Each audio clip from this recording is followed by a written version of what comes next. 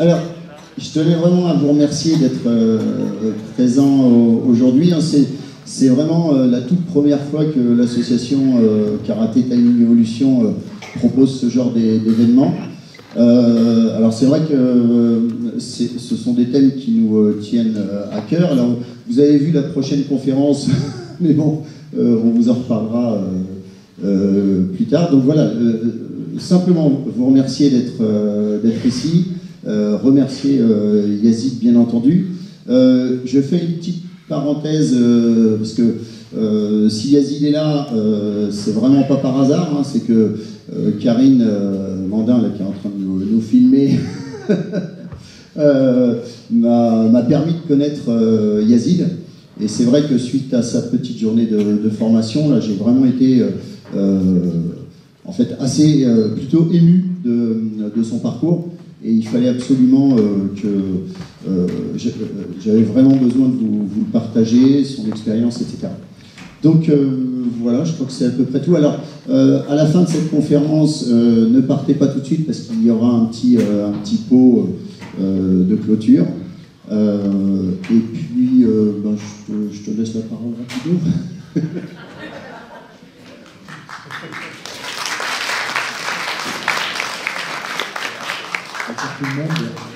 Donc, tout le monde connaît Fabrice Difala, je pense que je n'ai pas besoin de le présenter. Je vais me présenter rapidement parce que pour certains, je suis une ombre ou un mail sur un tas de papiers. Donc moi, Youssouf Senoussi, je suis le président du Karaté Timing Evolution. J'ai été aussi jeune du karaté. J'ai fait du karaté pendant très longtemps avec Fabrice. Au karaté, alors, il n'y a pas beaucoup d'anciens, mais il y en a quelques-uns. Mais peut-être pas autant plus anciens que moi, je pense pas. Mais nous, on a toujours dit, Fabrice, c'est comme notre second papa, notre seconde maman, notre seconde famille. Parce qu'il nous a fait grandir, il nous a éduqués, il nous a appris plein de choses. Et on a pas mal évolué aussi à travers le sport, et notamment le karaté.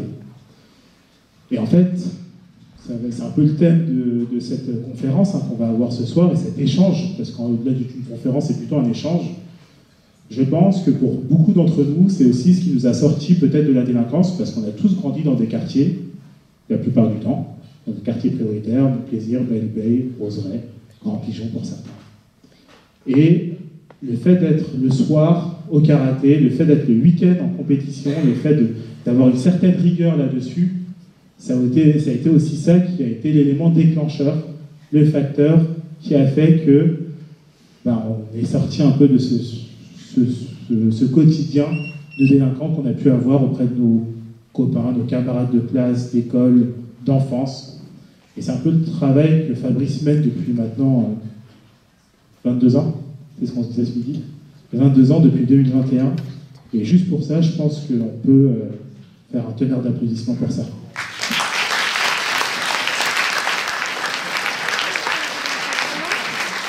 Je voulais aussi remercier le Centre Jean Villard qui nous accueille aujourd'hui, la ville d'Angers qui nous soutient aussi, qui a renouvelé il n'y a pas très longtemps notre contrat pluriannuel. Donc là aussi, un teneur d'applaudissements, je vous remercie. Je tenais à vous prévenir que la conférence, l'échange, est filmée, et donc elle sera disponible aussi sur YouTube, je pense, ou sur la page Facebook du Karaté Timing Evolution. Je vous souhaite une bonne soirée, des bons échanges. Vous allez voir, j'ai eu les prémices tout à l'heure cet après-midi. C'est hyper intéressant. Bonne soirée à tous.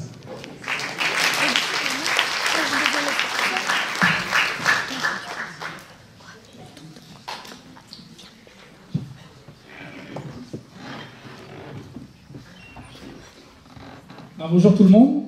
Je remercie la NPT et Villard de son invitation. Merci de votre présence. Ce que je fais dans un premier temps, je vais me présenter. L'important, c'est de comprendre. On n'est pas là pour justifier la délinquance ou autre. L'important, c'est de comprendre un petit peu les parcours. Et puis, ensuite, moi, j'aurai fait la présentation. Vous pouvez poser toutes les questions que vous voulez. Il n'y a pas de questions taboues. Il n'y a aucune critique qui me gêne. L'important, c'est qu'on puisse échanger là-dessus et qu'on puisse, à un moment donné, aussi eux-mêmes agir là-dessus. Donc, je suis Yazid Karfi. J'habite en région parisienne, à Mantes-la-Jolie, dans le 78, dans les Yvelines. Je suis français et algérien, j'ai 2 nationalités. Je suis né en France, j'ai 3 frères, 3 sœurs. Un parcours scolaire plutôt chaotique, je ne sais pas pourquoi, mais à l'école j'étais nul. Et la différence, avec mes frères et sœurs, c'est qu'eux travaillaient bien à l'école, moi je travaillais mal, donc dans ma famille, j'étais considéré comme le mauvais de la famille. Il y a parfois un enfant qui est un peu différent des autres, bah, c'était moi. Mes parents m'ont toujours dit, de toute façon, il a dit Kerfi, c'est un bon à rien, il ne réussira pas, et choses comme ça. Et quand tu as l'impression que tes parents étaient moins que les autres, tu as tendance à être dehors, et j'étais plus souvent dans la rue que dans la famille. Posez-vous la question, pourquoi les jeunes sont plus parfois dans la rue que chez eux? Peut-être qu'il y a une difficulté dans la famille. En tout cas, il n'y a peut-être pas forcément une place pour chacun, quoi. J'ai grandi, moi, dans le quartier du Val-Fouré, à Mantes-la-Jolie, c'est l'un des plus grands quartiers de France, c'est un quartier de 25 000 habitants. Et donc j'étais plus souvent dehors, et les seuls qui m'ont tendu les bras dans le quartier, c'est les voyous, quoi. J'aurais bien voulu que ce soit des animateurs, des éducateurs, c'est pour ça qu'il faut remettre des adultes bienveillants sur l'espace public. Il ne faut pas laisser la place aux autres. Si on laisse la place, il y en a d'autres qui viennent les occuper, quoi. Et donc les seuls qui m'ont tendu les bras, ce sont les voyous en même temps. Et quand tu marches avec des voyous, tu peux devenir délinquant. Il y a toujours le risque en même temps. Donc j'ai choisi la délinquance, c'est un choix. On n'est pas obligé d'être délinquant. La très grande majorité des gens qui vivent dans les quartiers ne sont pas du tout délinquants. On parle d'une extrême minorité. Pourquoi j'ai choisi la délinquance? Parce qu'avant, je n'existais pas. Dans ma famille, j'étais le mauvais. À l'école, j'étais au fond de la classe, on ne s'est jamais occupé de moi. Et en plus, j'étais timide, je ne prenais jamais la parole. Dans la rue, on m'a toujours traité de racaille parce que je marchais avec des voyous. Donc, comme tout le monde disait que j'étais un bon à nul et une racaille, donc je dis, si tout le monde le dit, c'est que c'est vrai. Donc, je me suis toujours comporté comme ça. Voyez. Et donc, j'ai choisi la délinquance. Donc, j'ai commencé à faire des vols de voitures, cambriolage, tiroir-caisse, coffre-fort, braquage. Vous voyez. Plus on reste longtemps dans la délinquance, plus on fréquente d'autres délinquants, plus tu apprends d'autres techniques, plus tu montes. C'est ce qu'on appelle de la formation professionnelle. C'est mon téléphone qui sonne. Donc c'est ce qui fait que, au bout d'un moment, j'ai commis des actes de plus en plus graves. Et pourquoi j'ai commis des délits? Parce que, comme avant je n'existais pas, quand je suis devenu un délinquant, je suis redevenu quelqu'un dans le quartier. Et je me disais toujours, vaut mieux être délinquant que rien du tout, quoi. J'aurais pu me suicider, je ne l'ai pas fait. Sachez que la deuxième cause de mortalité chez les jeunes, c'est le suicide. J'aurais pu devenir à droguer, je ne l'ai pas fait. Je choisis la délinquance. La délinquance est un signe de bonne santé chez les jeunes. Ils ne sont pas bien dans leur peau, mais au moins, ils réagissent de cette manière. Mais derrière la délinquance, c'est un appel au secours. Vous voyez, c'est un appel au secours. Il n'y a pas de délinquants heureux. La plupart des délinquants, en vrai, ce sont des gens malheureux, mais ne le diront jamais. Vous voyez, ils se cachent derrière la délinquance. C'est une carapace. Mais quand tu creuses un petit peu, quand tu arrives à tisser une relation de confiance, ils vont te dire pourquoi ils font ça. Et forcément, ils vont te parler de leurs difficultés, leur mal-être et tout ça. Donc, voyons, on ne naît pas délinquant, on le devient. Qui dit délinquance des prisons, c'est normal. En France, il y a des lois. Les lois ne sont pas faites contre nous. Les lois nous protègent tous. On ne peut pas vivre sans loi. La loi nous permet de vivre tous ensemble, quoi. Je n'ai pas respecté la loi, j'étais plusieurs fois en prison. En tout, j'ai fait 5 années de prison.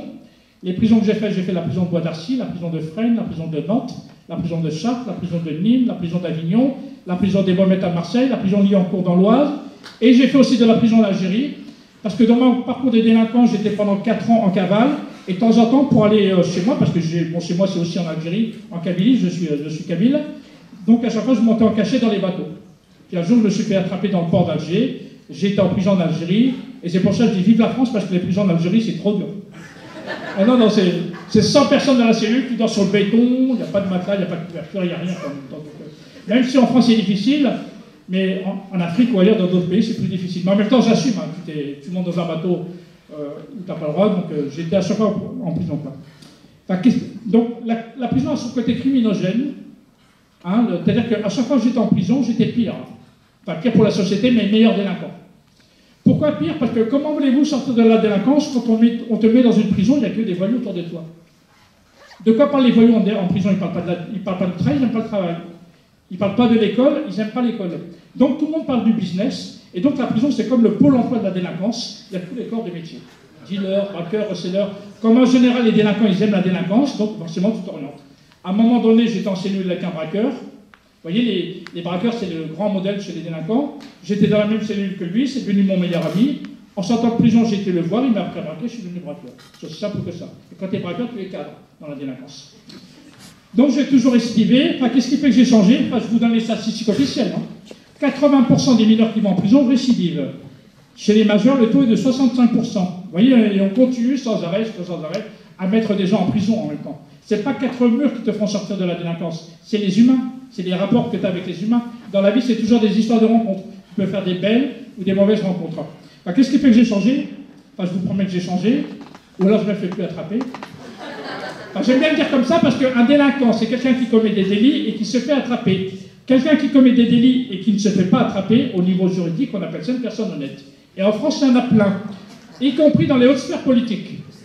Sachez que la délinquance des riches coûte beaucoup plus cher que la délinquance des pauvres, en même temps. Et vous verrez que souvent les riches se font un peu moins incarcérés que les pauvres. Vous voyez, il y a quand même des classes sociales et on ne juge pas les personnes de la même manière. Donc qu'est-ce qui fait que j'ai changé? C'est qu'à ma dernière peine de prison, c'était quand même une peine pour attaque à main armée, pour braquage, où mon meilleur ami s'est fait tuer par les gendarmes, ils nous ont tiré dessus. À la fin de ma peine, le ministère de l'Intérieur a dit de toute façon, Yazid Karfi, c'est une personne irrécupérable, il faut l'expulser du territoire français. Parce qu'avant, j'étais que algérien. Même si je suis en France, j'étais que algérien. Et donc, je devais être expulsé. Et quand tu es expulsé, tu passes en commission d'expulsion. Et quand je suis passé en commission d'expulsion, beaucoup de personnes de Mantes sont venues me soutenir. Parce qu'ils trouvaient que c'est pas normal d'expulser des personnes qui sont nées en France. C'est en France qu'on est devenu délinquant et pas en Algérie. Donc c'est à la France de réfléchir sur la délinquance des personnes d'origine étrangère.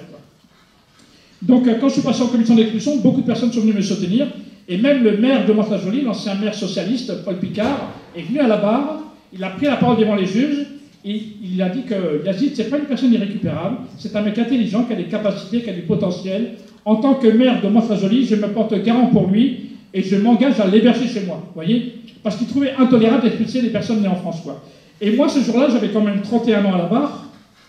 Il s'est passé un déclic dans ma tête. C'était la première fois de ma vie qu'on mettait plutôt en avant mes qualités que mes défauts. Toute ma vie, on m'a toujours mis que mes défauts en avant. Mes parents m'ont toujours traité de bon à rien. À l'école, on m'a toujours dit que j'étais un nul. Et puis dans la rue, tout le monde me traitait de racaille. Et là, ce jour-là, j'entends dire que je suis quelqu'un de bien.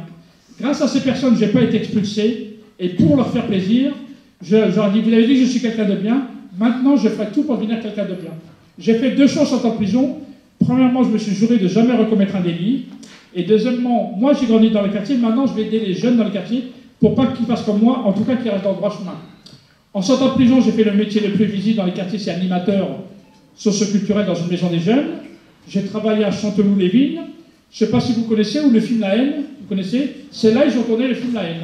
Mathieu Kajovic et les acteurs, je les connais très bien, puisque tous les jours on était avec eux dans la maison des jeunes. C'est un quartier très difficile, et j'étais animateur dans cette maison des jeunes.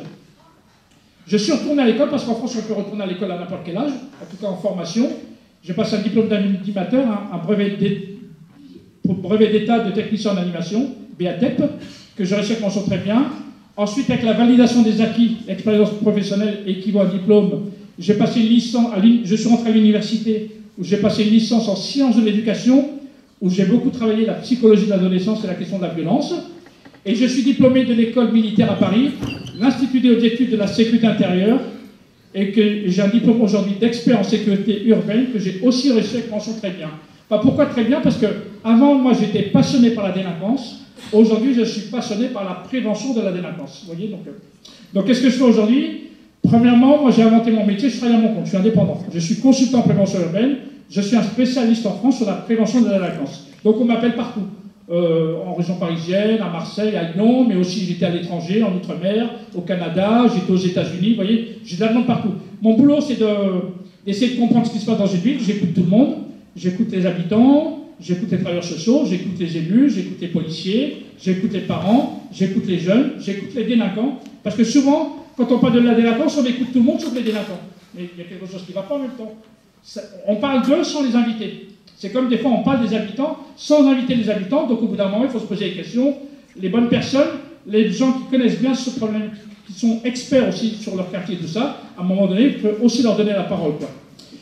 Donc mon boulot c'est d'écouter un petit peu tout le monde, de dire bon voilà les problèmes qu'il y a dans votre ville, voilà ce qui risque de se passer si ça continue comme ça, et derrière les préconisations, voilà ce qu'il est possible de faire pour améliorer les choses. Après, les politiques font ou ils font pas, quoi. Y compris les acteurs, quoi. Donc, deuxièmement, aujourd'hui, je suis professeur à l'université de Nanterre, je suis prof à l'université, j'enseigne en master des sciences de l'éducation. Le diplôme s'appelle cadre d'intervention en terrain sensible. On forme des futurs cadres, c'est des futurs chefs de projet, où il y en a qui vont travailler en prison, il y en a qui vont devenir CPE, qui vont travailler dans les quartiers difficiles. Donc, j'enseigne en master. Troisièmement, je travaille à l'administration pénitentiaire, je travaille beaucoup en prison, où je fais des débats en prison auprès des détenus, mais aussi pour le personnel pénitentiaire, les surveillants pénitentiaires et le SPIP, le service pénitentiaire, où je fais des conférences auprès des détenus. Et rien que dans la prison, ils mettent une affiche, débat avec Yazid Karfi, ancien détenu, aujourd'hui enseignant à l'université. Les détenus regardent l'affiche, ils disent, te rends compte, il était comme nous en prison, maintenant c'est un prof. Ben oui, dans la vie, on peut changer. Dans la vie, c'est des questions de choix. Si on fait des bons choix et on fait des efforts, on arrive à s'en sortir en même temps. Vous voyez, il faut faire les bons choix à ce moment-là. Donc j'enseigne. Troisièmement, j'avais été nommé par le Premier ministre membre du Conseil national des villes en tant qu'expert sur les problèmes de la ville. J'ai travaillé avec Mme Taubira sur la loi pénitentiaire, qui était ministre de la Justice. Actuellement, je suis membre du Conseil économique et social. On écrit des rapports pour les élus.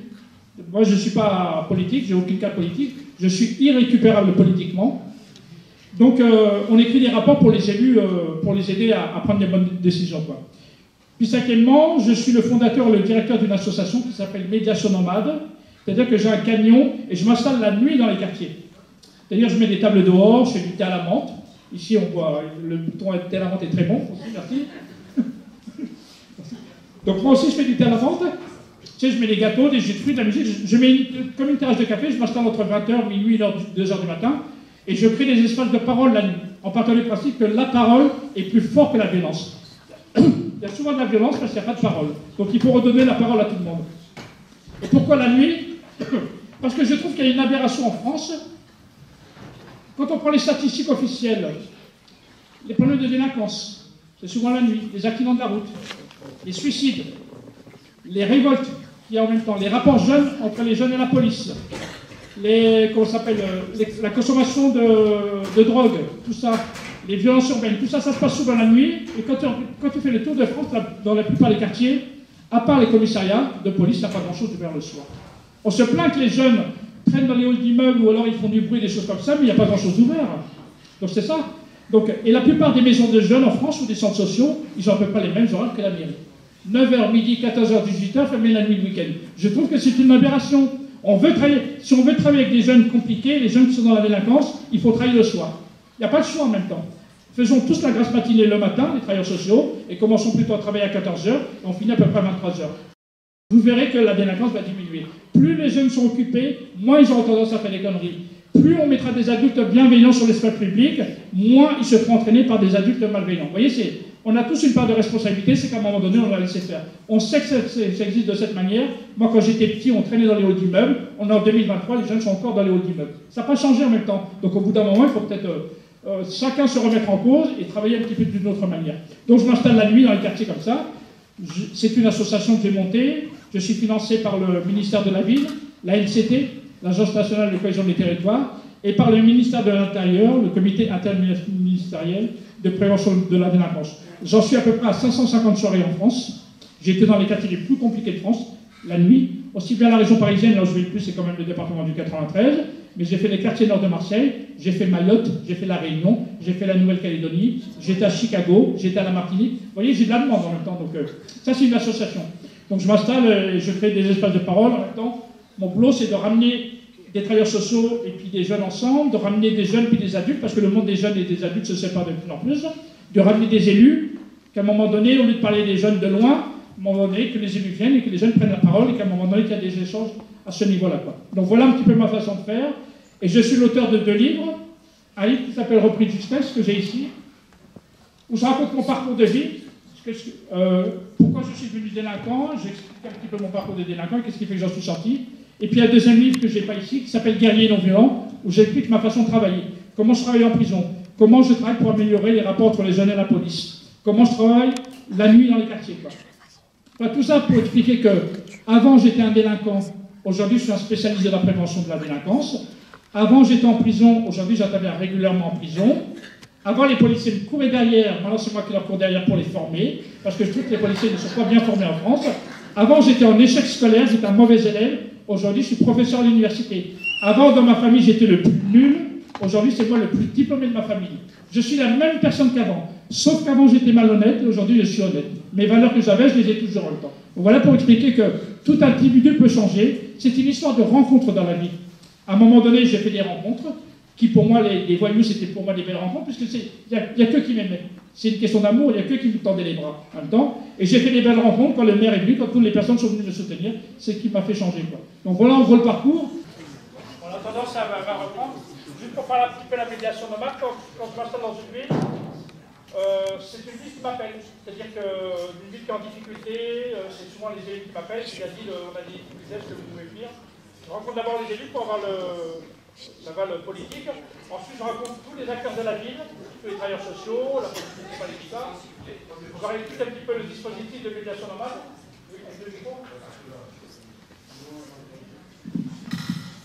Donc ensuite, on fait une réunion avec tous les acteurs de la ville autour de la table. Il ne met pas des problématiques sur la ville. Je reçois souvent le diagnostic du CLSPD, le Conseil local de sécurité et prévention de la délinquance. On décide dans quel endroit je me mets. Quand je m'installe avec mon camion, je me mets dans des endroits où il y a des groupes de jeunes. Je ne me mets pas exactement dans l'endroit où ils sont, parce que peut-être il y a du trafic et tout ça. Je ne me mets jamais devant un trafic de drogue, puisqu'ils travaillent, les mecs, en même temps. Et c'est pas mon boulot en même temps, ça peut être compliqué. Par contre, je ne me mets pas loin pour qu'à un moment donné, on puisse aller les voir, ou à un moment donné, ils viennent nous voir en même temps. Donc, vous voyez, on se pose et on s'installe. Moi, quand je m'installe le soir, je demande aux acteurs de la ville d'être présents le soir. Pour retisser les liens, parce qu'on s'aperçoit que le lien s'est séparé entre les jeunes et puis les adultes. À un moment donné, il y a besoin de retisser. Il peut y avoir à un moment donné une rencontre entre les jeunes et les policiers. S'ils veulent participer, les policiers. Dans beaucoup de villes, j'ai essayé, des fois les policiers n'ont pas envie de discuter avec les jeunes. Mais parfois, il y a les élus qui sont présents à un moment donné pour qu'ils puissent avoir du dialogue de part et d'autre. Et donc, je fais au maximum 4 soirées dans une ville. Je dis, voilà les problèmes qu'il y a dans votre ville, et voilà les problèmes qui risquent d'arriver, mais en même temps, c'est entendre cette parole. Et l'important, c'est de retisser des liens entre les uns et les autres, puisqu'on s'aperçoit que le lien se sépare de plus en plus et que les acteurs sont en difficulté. Mais souvent, avant de faire ça, je leur fais 2 jours de formation sur la prévention de la délinquance et l'aller vers. Puisqu'on se rend compte que beaucoup d'acteurs... Ça va remarcher ou pas? Juste je termine la phrase, parce qu'on s'aperçoit que beaucoup d'acteurs ont du mal à aller vers les autres. On s'aperçoit, même des éducateurs, des médiateurs, il y en a qui ne savent pas aller vers les autres. Ils vont vers certains publics, il y a des publics qui ne vont pas vers. Donc à un moment donné, c'est retisser des liens avec ce public. Et souvent, moi je prends un thermo avec du thé, je fais toujours du thé, avec des gobelets, et je fais le tour des halls d'immeubles. Je vais voir les jeunes, même s'ils sont en train de dealer, parce qu'en général c'est les fumeurs, donc ça passe bien, donc je les sers, puis je me sers, puis après ils me disent mais t'es qui toi? Vous voyez, puis au bout d'un moment, je me présente et tout, et je les fais parler le soir. Comment ça va avec la police, comment ça va avec la mairie, comment ça va avec les habitants. Et à la fin de la soirée, j'ai appris plein de choses. Et après, je rencontre les élus, je rencontre les travailleurs sociaux, je rencontre la police. Voilà ce que disent les jeunes, voilà ce qu'ils pensent de vous. Que ce soit en bien ou en mal, je ne suis pas là pour vérifier si c'est vrai ou pas, je dis voilà ce qu'ils pensent de vous. Voilà pourquoi ils ont brûlé la maison des jeunes ou la mairie ou les choses comme ça. L'important, c'est de partir de leur discours, de leur logique. Même s'ils ont tort, mais si on ne comprend pas leur logique, on va trouver les mauvaises réponses en même temps. C'est pour ça que si on n'a pas le bon diagnostic, forcément les réponses ne seront pas appropriées à ce niveau-là. Pourquoi vous voyez une personne irrécupérable, hein, je ne sais pas où ils vont chercher des gens irrécupérables, ça n'existe pas. Enfin, tout ça pour expliquer qu'à un moment donné, on peut être délinquant, en échec scolaire, qu'à un moment donné, dans la vie, il est toujours possible de changer. Des réactions sur les films? Ah, vous avez vu un petit peu Médiation Nomade, ce que c'est? Je vais vous montrer d'autres photos. Oui.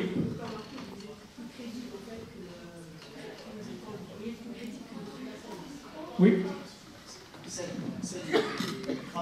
J'étais en train de dire qu'en fin de compte, Yazid, il peut être plus crédible que certaines personnes qui pourraient travailler avec eux, notamment avec les jeunes, de par justement votre parcours.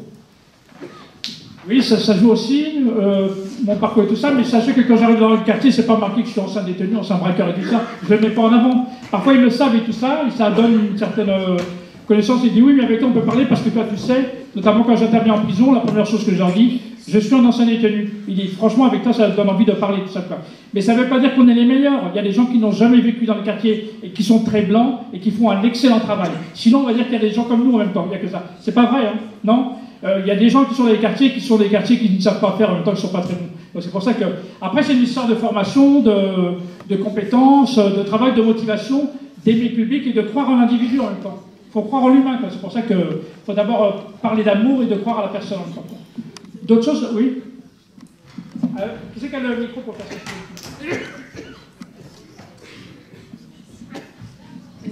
Du coup, moi je suis animatrice. Tu peux mettre le PowerPoint? Oui, allez-y. Je suis animatrice 15-25 ans, là, au centre Jean Villard. Pour vous, on devrait travailler le soir tard. Le soir? Ça? Oui, c'est pas... Après, tard, je ne connais pas jusqu'à quelle heure sont les jeunes. Moi, quand j'étais animateur à Chanteloup-les-Vignes, quand le maire de Chanteloup m'a embauché, et moi je lui ai dit, avant de commencer à travailler, je dis, je veux bien travailler dans votre ville, à condition que la maison des jeunes soit ouverte la nuit et le week-end. Si elle n'est pas ouverte la nuit et le week-end, ça ne m'intéresse pas de travailler chez vous. Le maire a eu confiance en moi, il dit, tu fixes les horaires. Moi, les jeunes, avant 1h du matin, ils ne rentraient pas chez eux. Donc, moi, c'était au moins ouvert jusqu'à 1h. Après, ça dépend. Si à 23h, il n'y a plus personne dans les rues, c'est pas la peine d'ouvrir. Après, il faut mettre aussi les personnes compétentes, qui ont du charisme, qui savent travailler avec ce public. Je connais beaucoup de villes qui ont ouvert des lieux, qui ont donné l'éclat des jeunes, ça foiré en même temps.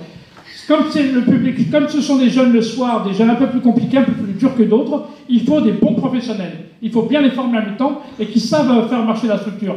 Moi, mes animateurs, le minimum que je leur demandais, c'est de faire respecter le règlement intérieur. Intérieur, on ne fume pas, on ne boit pas, on ne s'insulte pas, que tout le monde peut rentrer à l'intérieur. Et ça, ça fait 25 ans qu'elle est ouverte. On a même organisé, même en pleine nuit, des débats entre les jeunes et la police, en pleine nuit, quoi, avec la BAC.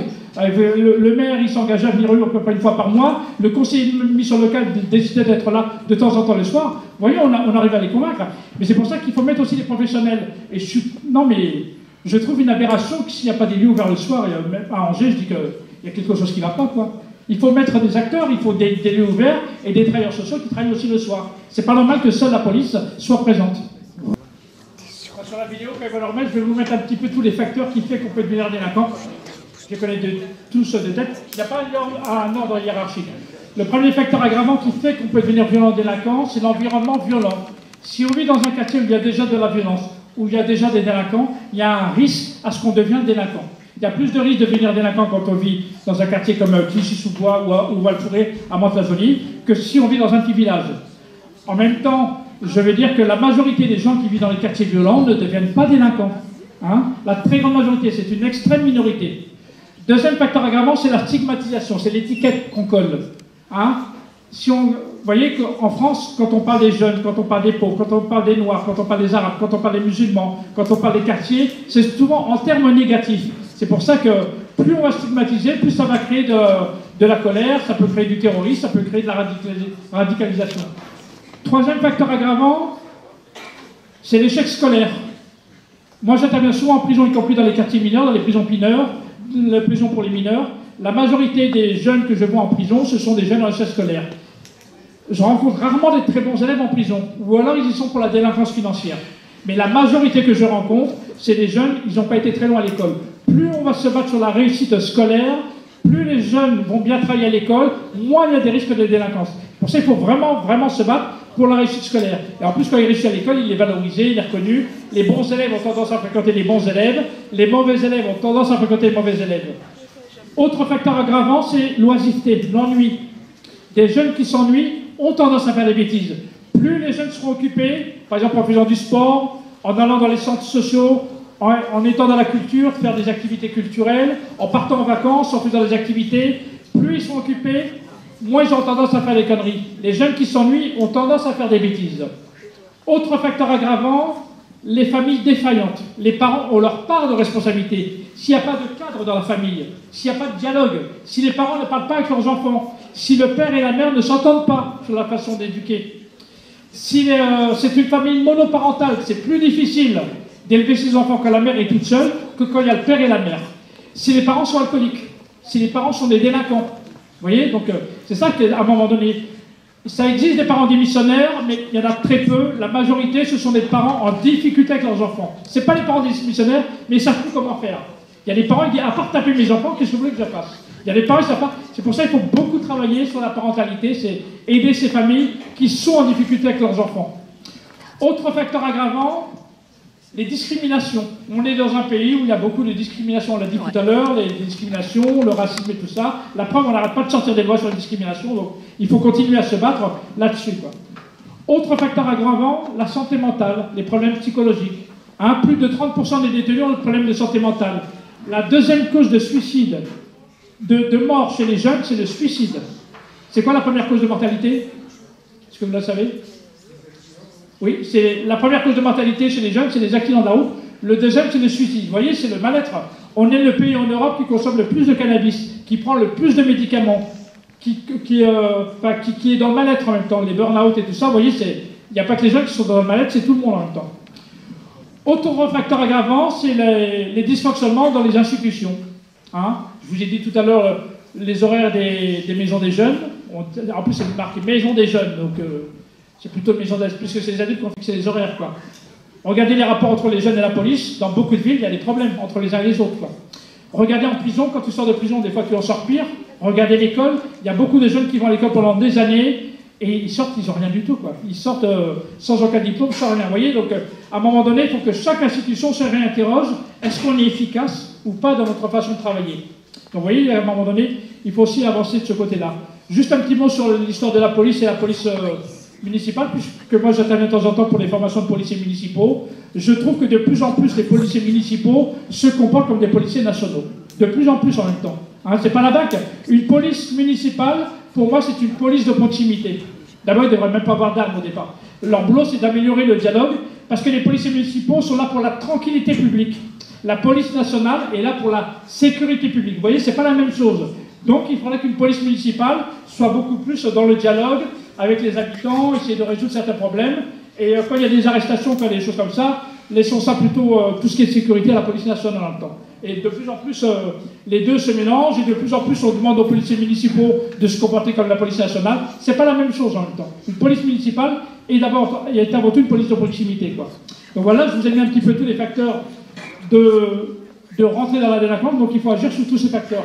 Je sais pas si tu peux remettre le... Tu essayes le PowerPoint, quoi. Et maintenant, je vais vous parler des facteurs de sortie de la délinquance. Sachez qu'on commet souvent des délits, ça commence souvent à l'adolescence, vers 14-15 ans, ça monte jusqu'à l'âge de 20-25 ans. En général, après l'âge de 20-25 ans, la très grande majorité sort de la délinquance. On n'est pas délinquant toute la vie. La grande majorité, y compris à Angers ou ailleurs, les gens ne sont pas délinquants toute la vie. À un moment donné, ils changent, ils retrouvent une vie normale. C'est souvent à l'âge de 20-25 ans. Quels sont les facteurs de sortie de la délinquance? Premièrement, c'est comme je l'ai dit tout à l'heure, c'est une question de choix. Certains décident d'arrêter d'être délinquants. Ils en ont marre de la délinquance, ils en ont marre d'aller en prison, ils décident de changer. Deuxième facteur aggravant, je ne les ai pas tous en tête parce qu'ils sont dans le PowerPoint, c'est la prise de conscience. Hein, ils prennent conscience qu'à un moment donné, qu'ils ont fait des choses graves, ils font la différence entre le bien et le mal, peut-être qu'ils ont fait des victimes, peut-être qu'ils ont tué quelqu'un, des choses comme ça, donc ils prennent conscience qu'ils ont fait quelque chose de mal. Autre facteur de sortie de délinquance, c'est le choc psychologique. Parfois, certains, la prison, ça les a marqués. La mort de leurs parents, ça peut être la garde à vue, certains, ça les a marqués. Vous voyez, un choc psychologique. Autre facteur de sortie de la délinquance, il n'y a pas de mystère, c'est le travail. Quelqu'un qui trouve du travail sera moins tenté de continuer.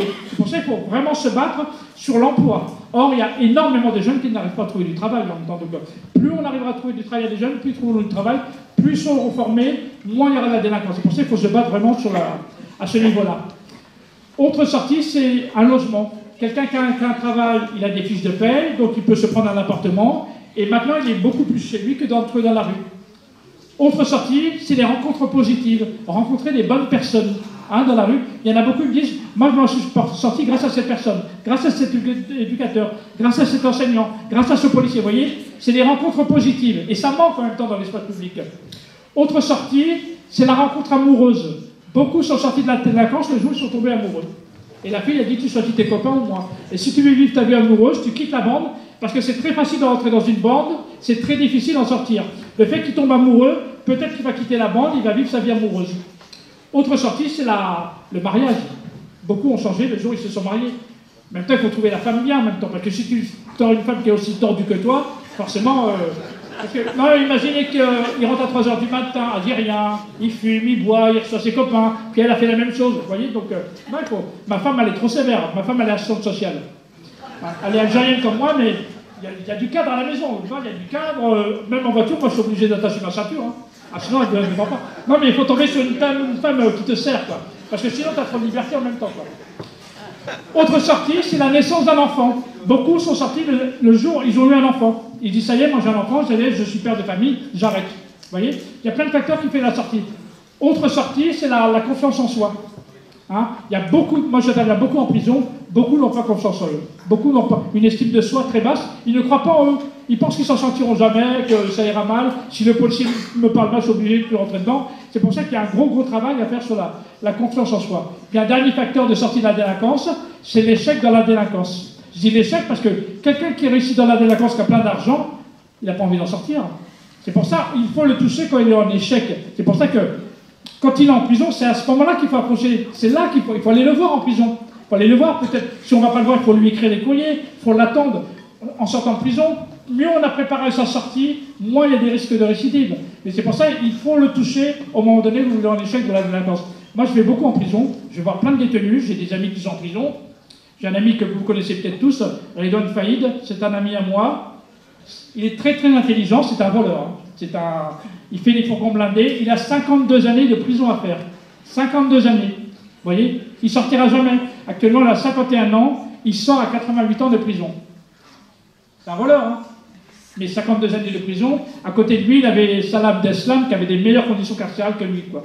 Mais en même temps, je vais le voir parce que pour être bon dans mon métier, je dois aller voir des délinquants. Et c'est une personne, j'apprends énormément avec lui. C'était un mec intelligent, mais il a choisi de faire des fourgons blindés. Mais il assume, hein. Quand on choisit une vie comme moi, soit tu meurs, soit tu termines en prison. C'est pour ça que notre discours auprès des délinquants dit on ne réussit pas dans la délinquance, on ne réussit pas. Quand on choisit la délinquance, on finit en prison ou au cimetière et on fait pleurer ses parents. Parce que les plus malheureux, quand on est en prison, celui qui est en prison, c'est de sa faute. Donc il doit assumer, mais le plus malheureux, c'est la famille. Qui c'est qui paye l'avocat? C'est la famille. Qui c'est qui va le voir au parloir? C'est la famille. Ils ont peu d'argent, ils doivent payer tout ça en même temps. C'est pour ça que les plus malheureux dedans, c'est les parents qui sont, à un moment donné, qui sont le plus tristes à ce niveau-là, quoi. Des questions sur la prison, sur la délinquance, sur tout ce que je vous ai dit, à ce niveau-là? La prison d'Angers. Pardon? Tu vas aller voir la prison d'Angers. J'ai jamais été, mais si on m'y invite, j'y vais, hein. Mais pas avec les menottes, hein. Vas-y, sans rendez-vous et tu vas voir. Non, je sais que c'est une prison insalubre. Tu vas être fait. Oui.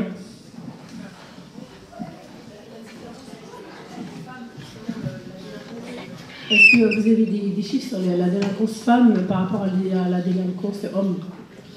Bah, c'est moins minime. Moi, j'interviens beaucoup en prison. Les femmes en prison représentent 3% de la population pénale. Il y a à peu près 2500 femmes en prison à l'heure actuelle. Et il y a 74 000 détenus. C'est surtout des hommes. Les femmes sont souvent en prison pour des affaires criminelles.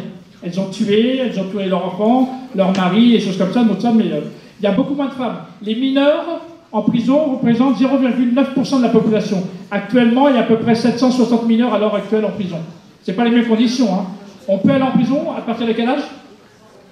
Ah, les éducateurs savent, c'est sûr.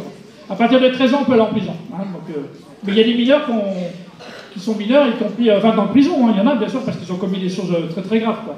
Mais il y a énormément de détenus. Et vous voyez, c'est pas 4 murs qui te fera sortir de la délinquance. Hein. C'est les humains, c'est les rencontres. Oui, j'ai un micro. Oui, j'avais une question, moi, c'était par rapport à la question de la drogue. Est-ce que vous pensez que la libéralisation du cannabis, enfin la légalisation du cannabis, pourrait aider à réduire la délinquance dans les quartiers? Oui, j'ai pas de réponse. Il faut continuer à se battre pour la prévention, se battre que les gens ne consomment pas. Sachez que moi, j'ai jamais fumé de cigarette de ma vie, j'ai jamais bu d'alcool, parce qu'un bon délinquant, ça ne boit pas, ça ne fume pas. Moi, j'ai fait athlétisme dans le passé. À la course, jamais les policiers n'arrivaient à m'attraper. Et j'ai fait de la boxe, quoi. Mais c'est vrai que la consommation de cannabis... Le problème, c'est si on légalise, d'abord, il y a tellement qui consomment, puis l'alcool, c'est en vente libre. Hein, l'alcool fait beaucoup plus de dégâts que le cannabis, en même temps. C'est-à-dire que les délinquants se dirigeront vers d'autres. Il y aura peut-être plus de braqueurs et tout ça, donc ça se dirigera de l'autre côté. Mais moi, je n'ai pas d'avis tranché sur la consommation de drogue, mais il faut continuer à se battre sur la prévention et éviter que les gens consomment des produits stupéfiants, des choses comme ça, quoi. Le plus important que je dis à tout le monde dans la vie, c'est la santé. Avoir une bonne santé. À quoi ça sert d'être riche si tu n'as pas la santé? À quoi ça sert d'être en prison si tu n'as pas la santé en même temps? C'est pour ça qu'il faut se battre pour avoir une bonne santé, quoi. C'est ça l'essentiel. C'est d'abord la santé, après c'est la liberté, quoi. Et l'argent passera en troisième à ce niveau-là, quoi.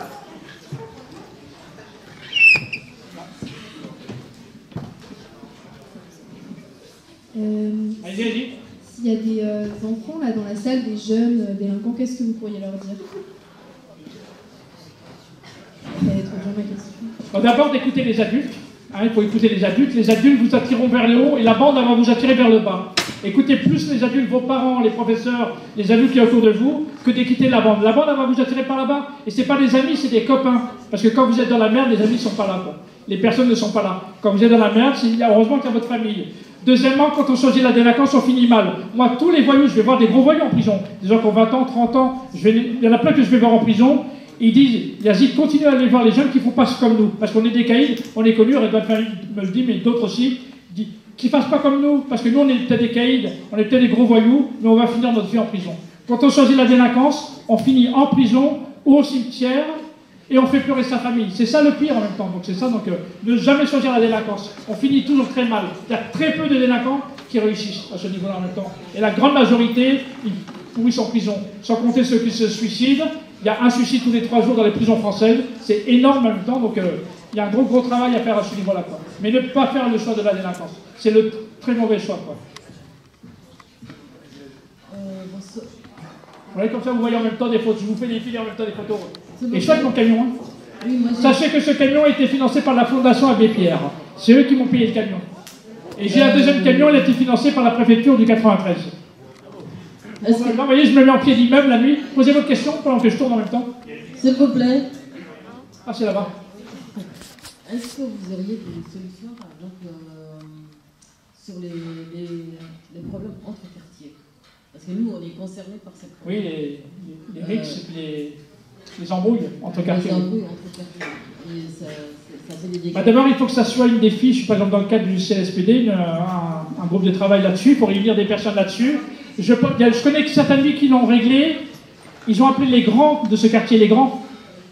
Et les grands de l'autre quartier, que les grands se mettent d'accord entre eux d'abord des autres quartiers, et que les grands, comme ils ont une influence sur les petits, ils puissent en parler aux autres en même temps. Des choses comme ça, ou y compris des parents. Des parents d'un quartier et les parents de l'autre quartier qui se parlent d'abord entre eux, parce qu'ils sont respectés encore ces parents, et que ces parents parlent aux petits en même temps. Parce que les petits tout seuls, on n'y arrivera pas. Donc au bout d'un moment, ça c'est une première démarche à faire. Après, c'est que tous les travailleurs sociaux soient aussi sur les réseaux sociaux. Tu sais, il y a beaucoup de villes qui sont mises sur Snapchat ou des réseaux comme ça que dès qu'il y a un problème, ils interviennent. Ensuite, que les structures, par exemple ici, le centre social ou la MPT, puis celle de Mon Plaisir, qui puissent de temps en temps monter des activités ensemble, qui puissent organiser des choses en commun à un moment donné. Mais si on laisse faire, ça au bout d'un moment, il va avoir un mort ou il va y avoir des choses comme ça, puis on va tous le regretter. Donc, en tout cas, il ne faut pas lâcher. S'il y a des problèmes comme ça, il faut qu'à un moment donné, mais peut-être passer par les grands. Parce que moi je connais beaucoup de villes qui interviennent, c'est beaucoup des mères de famille. Les mères sont plus courageuses que les hommes. Et je les vois parce qu'elles sont en première ligne, elles y vont directement, elles vont leur parler de tout ça, et elles sont respectées. Merci. Non mais c'est la réalité parce que dans beaucoup de quartiers où je vais, les femmes, elles montent au créneau, elles vont parler directement aux jeunes, elles les engueulent et tout ça. Elles sont respectées, ces mères de famille et tout ça. Elles sont très courageuses, elles y vont.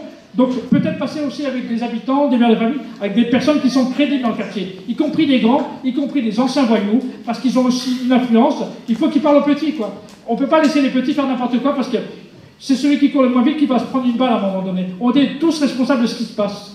Mais au bout d'un moment, c'est à tout le monde de se mobiliser. Quand des fois il y a des réunions de quartier, quand il y a des choses comme ça, où il y a du monde, il faut y aller. Quand il y a un conseil municipal, allez-y, puis il faut le dénoncer. Mais au bout d'un moment, si on ne devient pas tous des citoyens, et que on est tous responsables de ce qui se passe, on a tous du pouvoir, on a du pouvoir à notre niveau pour faire les choses en même temps. C'est que, au bout d'un moment, les jeunes n'ont plus confiance aux adultes. Il y a plein de jeunes qui n'aiment pas les adultes, parce qu'ils disent que les adultes ne sont plus crédibles.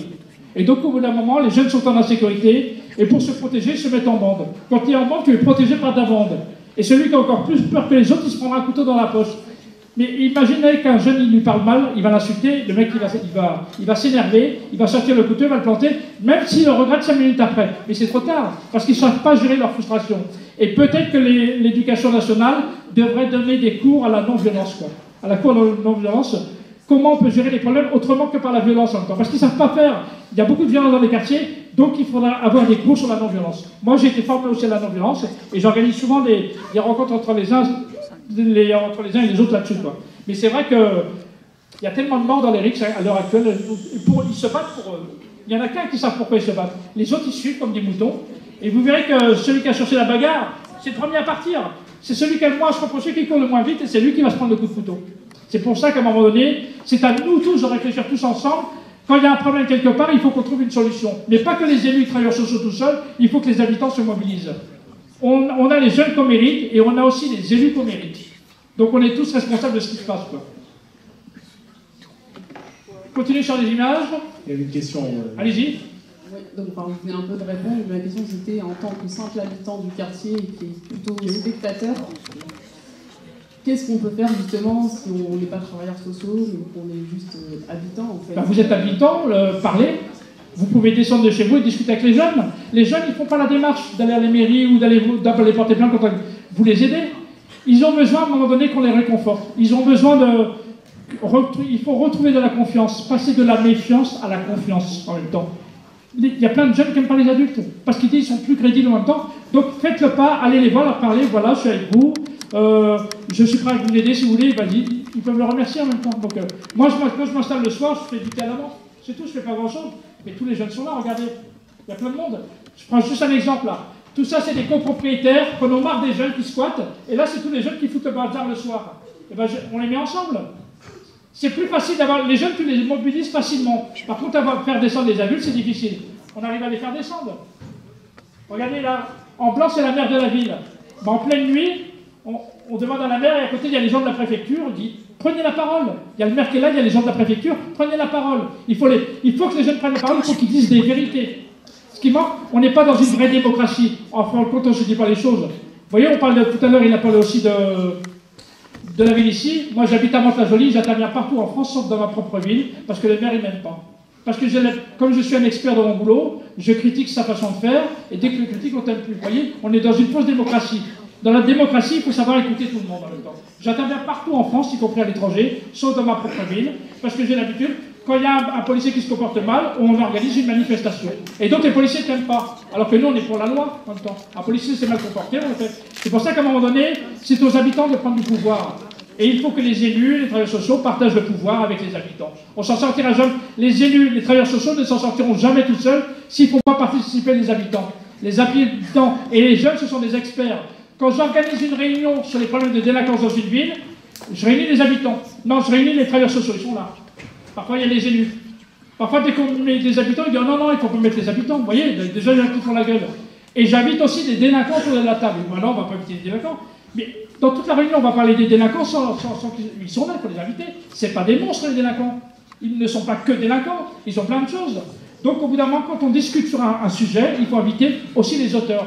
Vous connaissez la justice restaurative, c'est de mettre les uns et les autres, et bien c'est ça à un moment donné, il faut que les auteurs et les victimes se mettent ensemble, il faut recréer ce dialogue. Si on ne le fait pas, on va à la guerre en même temps. Donc à un moment donné, on a intérêt à se rapprocher les uns et les autres, et ne laissez pas tous les travailleurs sociaux tout seuls et les élus tout seuls, il faut qu'il y ait les habitants derrière qui se mobilisent en même temps.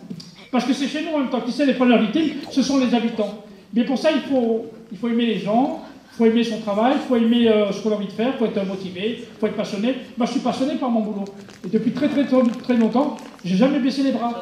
Plus il y a des problèmes dans les quartiers, plus ça va mal, plus je me dis quelle est ma part de responsabilité, et ben je vais continuer à le faire. Moi, je continue à aller la nuit dans les quartiers parce que le public, c'est là. Je continue à faire des conférences parce que je suis passionné. C'est plus un travail, c'est une mission.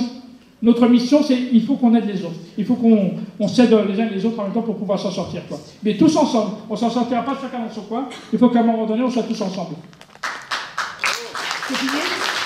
Regardez en pleine nuit, tous les jeunes qui sont là, c'est les jeunes qui sont dans les hauts d'immeubles. Et après, je me bats pour les villes. Vous voyez, les jeunes sont là. Mais demain, moi, je m'en vais avec mon camion. Est-ce qu'on les laisse dans les hauts d'immeubles? Moi, j'espère qu'un jour, je vais venir arranger avec mon camion de médiation nomade. Mais si vous voulez, y compris les élus, y compris les travailleurs sociaux, si vous voulez, je viens. Non, mais je suis volontaire, mais à condition qu'on soit présent en même temps. Il faut qu'à un moment donné, on soit dans la réconciliation, y compris avec la police, y compris avec les habitants. Là, voilà, regardez, là, bon, c'est en été, c'est la nuit quand même. Hein. Regardez, on arrive. Là, c'était juste cet été, on arrive à réunir plein de monde pour que les gens puissent parler des difficultés, de ce qui va, et au moins ils se parlent. Plus il y a du dialogue entre les uns et les autres, plus ils se rencontrent. Je suis financé en première partie par l'ANCT, parce que moi je suis salarié de mon association à mi-temps, parce qu'à côté je suis à mi-temps, et j'ai une autre personne, on n'est que deux dans mon association, pourtant on travaille dans toute la France. La deuxième personne est sociologue, elle travaille sur les sorties de délinquance, on n'est que deux. Mais quand j'arrive dans une ville, je travaille avec les acteurs de la ville, donc je suis d'abord financé par l'État et le ministère de l'Intérieur. Deuxièmement, quand j'arrive dans une ville, la ville paye le prix d'une soirée, c'est 600 €. Parfois, en général, ils demandent souvent, beaucoup dans le cadre du FIPD, le Fonds interministériel de prévention de la délinquance, donc, parce que la compétence de la prévention de la délinquance, c'est la préfecture. Donc, juste je termine, et parfois, c'est les bailleurs qui payent les soirées. Ok, c'est bon. Ok, surtout dans le sens. Donc, c'est des villes qui ont envie que ça change, que ça bouge, de faire des choses. Est-ce que derrière, parce que tu dis des fois que tu pars frustré parce que tu es là pour une nuit, derrière il y a des choses qui sont faites, tu sais, s'il y a un suivi ou vraiment quelque chose est fait par la suite, de mis en place. Je fais au maximum 4 soirées, pas plus. Parce que si j'écoutais la ville, je serais là toute l'année. Mais non, je vous montre une façon de travailler. C'est-à-dire s'installer, quand on est sur l'espace public, on ne peut pas tricher. On n'est pas dans un local fermé, des choses comme ça. Parce qu'il suffit que la porte soit fermée. Il y a plein de gens qui ne rentreront pas à l'intérieur. Sachez que la majorité des jeunes ne fréquentent pas la LPT ni le centre Villa. Ils sont dans la rue, la plupart des jeunes. Donc quand on s'installe dans la rue, on ne peut pas tricher, on est là en même temps. Je fais 4 soirées. Après, avant de commencer, je dis je veux bien venir, mais qu'est-ce qui va changer quand je vais partir? Sachez qu'il y a des villes, il y a une vingtaine de villes en France, ils ont un camion comme moi, ils font la même chose. À Mayotte, La Réunion, la Martinique, sur Marseille, Avignon, La Rochelle. Ils ont un camion, ils font la même chose que moi, ils ont eu des financements, notamment de la préfecture. Deuxièmement, il y a les villes. Moi, je suis un spécialiste quand même des CLSPD, Conseil local de sécurité et de prévention de la délinquance. Quand je lis les diagnostics sur les villes, c'est des diagnostics de la journée. Il y a rarement des diagnostics de la nuit. Or, quand on se promène la journée dans un quartier et tu vas la nuit, c'est deux mondes différents. Donc, au bout d'un moment, il faut améliorer le diagnostic. Hein? Pour soigner une ville, il faut d'abord faire un bon diagnostic. Souvent, les diagnostics que je lis ne sont pas bons, ils sont pas très bien écrits. Hein. Donc, troisièmement, il y a des villes où j'aurais fait avant 2 jours de formation sur la prévention de la délinquance, comment travailler sur la prévention de la délinquance, et l'aller vers, comment on va vers les autres, y compris la gestion de conflits. Il y a d'autres villes, j'ai amélioré les relations entre les jeunes et puis les adultes, entre les jeunes et la police, entre les jeunes et les travailleurs sociaux, entre les jeunes et les élus. Vous voyez qu'à un moment donné, quand je m'installe le soir, je recrée du lien entre les uns et les autres. Je prends d'autres villes, il y a des villes, par exemple, qui avaient leur maison des jeunes qui fermaient avant 19h, maintenant elles ferment à 23h. Je les ai aidés à former les soirs. Je dis, changez vos horaires. Enfin, à chaque fois que je vais dans une ville, je commence à regarder. Parce que souvent, je garde mon camion à côté de la maison des jeunes, et quand je regarde les horaires, franchement, si elle était ouverte, je ne viendrai pas avec le camion. Vous voyez, mon boulot, c'est de pousser des acteurs à savoir travailler le soir, quitte à ce que je leur donne une formation, hein, qu'ils puissent être formés comment on travaille le soir avec un public un peu plus compliqué. Donc, vous voyez, à chaque fois, il y a plein de propositions derrière à faire, mais à condition qu'il y a d'abord une volonté politique, d'abord que les acteurs, les professionnels acceptent un petit peu de se remettre en cause et de travailler autrement en même temps. Et puis de l'autre côté, c'est de la participation des habitants qui est essentielle, y compris les jeunes en même temps. C'est qu'à un moment donné, il faut qu'on se mette tous autour de la table, autour de ça, quoi. Il y a des villes qui ont eu des résultats, puis il y a des villes il y a des maires qui disent non, moi il n'est pas question que j'ouvre un local le soir. Il n'est pas question que je mette des éducateurs et tout. Moi je veux une police municipale et je veux des caméras. Il y a des villes qui m'ont répondu comme ça. Hein. Ok, d'accord, mais non. Je ne sais pas si vous aurez des bons résultats en même temps. Vous voyez, j'essaie de convaincre qu'il faut d'abord axer la prévention avant, quoi. D'autres questions? On termine bientôt. Les vidéos, ça peut marcher ou pas? Yazid. Voilà, on va regarder en même temps. Tu peux enlever le son, hein. Ne mets pas le son. Là, c'est à Rony-sous-Bois, dans 93. Je m'installe et puis voilà, je m'installe comme ça le soir. Quand tu t'assois, quand tu sais accueillir les jeunes, ils viennent tous, quoi. Après, je mets des gâteaux, je mets des jus de fruits. Parce que la bouffe, ça attire les jeunes, quoi. Tu mets ça, tu mets des boissons. Tu mets de la bonne musique, en Bluetooth ils peuvent mettre de leur musique. Tu ramènes des filles. Sachez qu'il y a plus de filles qui m'accompagnent le soir dans les quartiers que des garçons. Hein. Donc tout ça, ça joue. Mais vous voyez, et les jeunes ont vraiment, vraiment envie de parler. Ils ont envie de parler, les jeunes, y compris de critiquer ce qui ne va pas, quoi. Donc il faut leur laisser prendre la parole et qu'ils disent ce qu'ils ont envie de dire en même temps. Vous voyez, on a réuni plein de mandats comme ça, quoi. Et pourtant, c'est des jeunes qui traînent dans les halls, qui fument, qui font des conneries, c'est comme ça, vous voyez. On essaie de toucher les jeunes où il y a des difficultés, quoi. Et la phrase de Martin Luther King, il nous faut apprendre à vivre ensemble comme des frères, sinon nous allons mourir ensemble comme des idiots. On met notre vidéo. D'autres questions en attendant? On va terminer dans 5 minutes. Yazid, je suis là. Oui. Une petite question. Tout à l'heure, il y a une personne dans le public qui a posé la question si demain, s'il y avait des délinquants dans la salle, qu'est-ce que tu pourrais leur dire? Je te pose la question, mais sous un autre format, s'il y avait des parents qui pourraient se reconnaître sur ces jeunes-là. Tu as beaucoup parlé des parents et de la relation avec les familles. Tu as dit que toi, ta famille te prenait pour un bon à rien, donc ça t'a quand même pas mal impacté. Qu'est-ce que tu pourrais dire à ces parents-là? À ces parents, d'abord, quand les parents sont en difficulté, il faut qu'ils osent le dire qu'on est en difficulté avec notre enfant. Il ne faut pas qu'ils ont honte de le dire, on peut être en difficulté. Parce que sinon, ils ne s'en sentiront pas en même temps.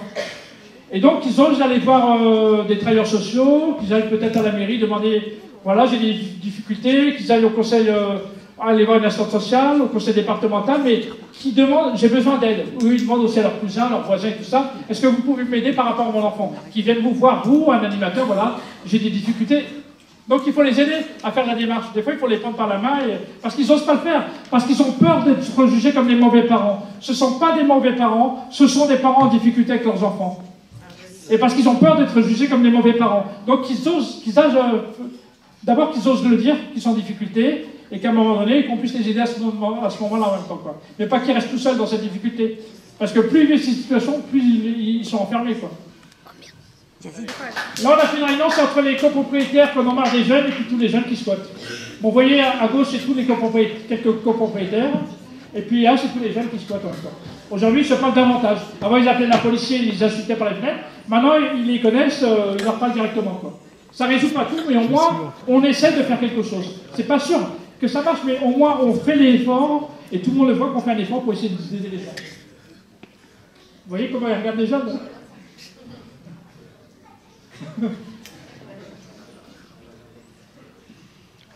Mais là, c'est à peu près 11h du soir, quoi. Et puis là, par là, c'est les gens de l'Amérique, qui sont là, quoi. C'est le soir, c'est à Bunny. Enfin, c'est beaucoup dans le 93 où je suis. Vous voyez, on crée des espaces comme ça, les gens viennent parler en même temps. Et s'ils ne viennent pas, sachez qu'on va aller chercher les jeunes. Ou alors, on va les voir là où ils sont. Parce qu'il y a des jeunes, des fois, ils ne se déplacent pas. Parce que je me place avec mon camion, mais en même temps, je vais me promener dans tout le quartier, quoi. Bon, bah, c'est à peu près terminé. Il est à peu près l'heure. J'espère que je vais revenir à Angers. Merci. Merci à vous.